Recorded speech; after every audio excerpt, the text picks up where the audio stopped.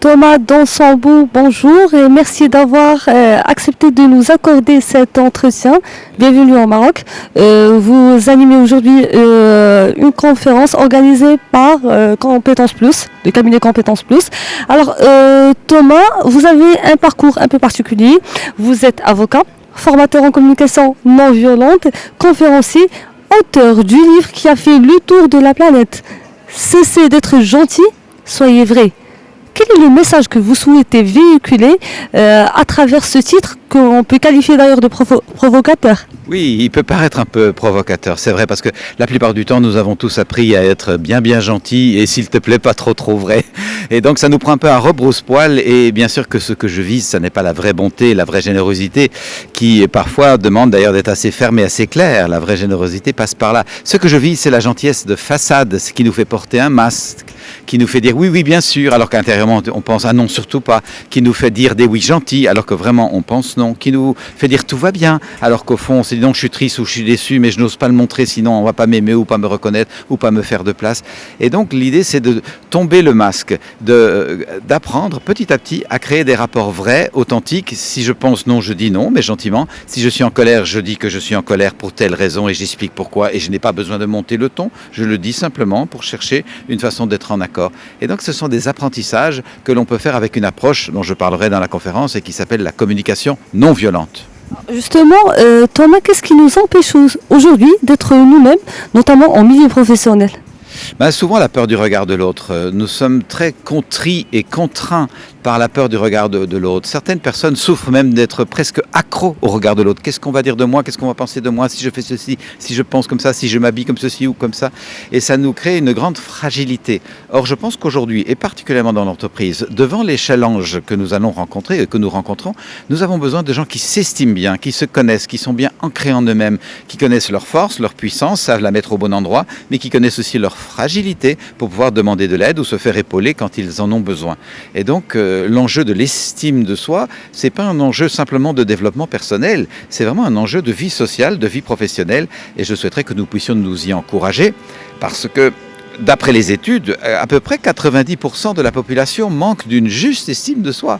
Donc c'est pas un petit enjeu, c'est presque un enjeu sanitaire, nous avons besoin d'apprendre ça. Concrètement, comment on peut développer cette compétence? On peut développer cette compétence comme quand vous avez envie de rencontrer quelqu'un, vous trouvez quelqu'un sympathique, vous dites j'ai envie de faire l'amitié avec cette personne, un collègue ou quelqu'un dans la vie sociale, eh bien vous allez vous approcher, vous allez bavarder, vous allez proposer de prendre un thé ou un café, ou d'aller faire une petite promenade, peut-être d'aller manger au restaurant. Petit à petit, l'amitié va se créer. C'est la même chose avec soi. Prenez du temps pour vous-même, prenez du temps d'écoute, prenez du temps d'intuition de ce qui se passe en vous, prenez du temps d'empathie pour ce premier humain dont vous avez la charge, qui est vous.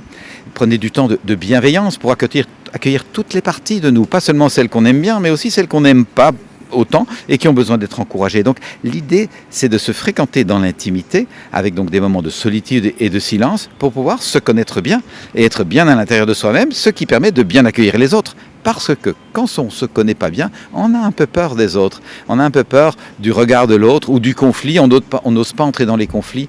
Or, le conflit fait partie de la vie, on a besoin de pouvoir entrer dans les conflits tranquillement et d'apprendre à les rendre féconds pour qu'on trouve des solutions gagnant-gagnant.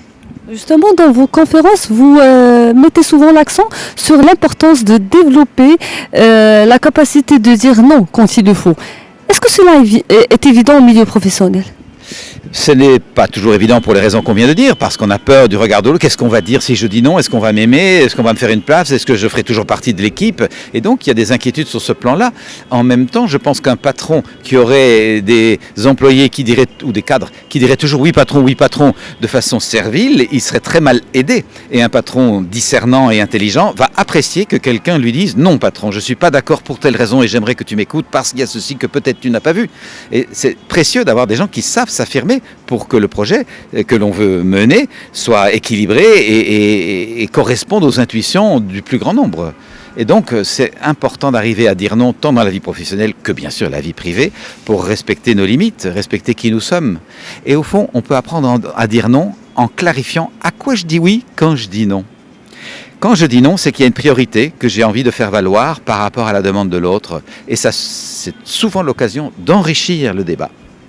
Si je vous demande un dernier conseil? Un dernier conseil. Je pense qu'aujourd'hui, devant les enjeux du monde, devant les challenges, devant le risque de crise, les enjeux climatiques, nous avons vraiment besoin de développer la connaissance de soi. La connaissance et la pacification de soi. Et ça s'apprend. Nous devrions apprendre ça dans les écoles avec lire, écrire et calculer. Nous devrions apprendre l'intelligence émotionnelle pour se connaître soi. Parce que quand on se connaît soi, on comprend mieux l'autre. Un citoyen pacifié se révèle un citoyen pacifiant. Il apporte une attitude pacifiante dans sa démarche et c'est vraiment très précieux d'arriver à vivre comme ça.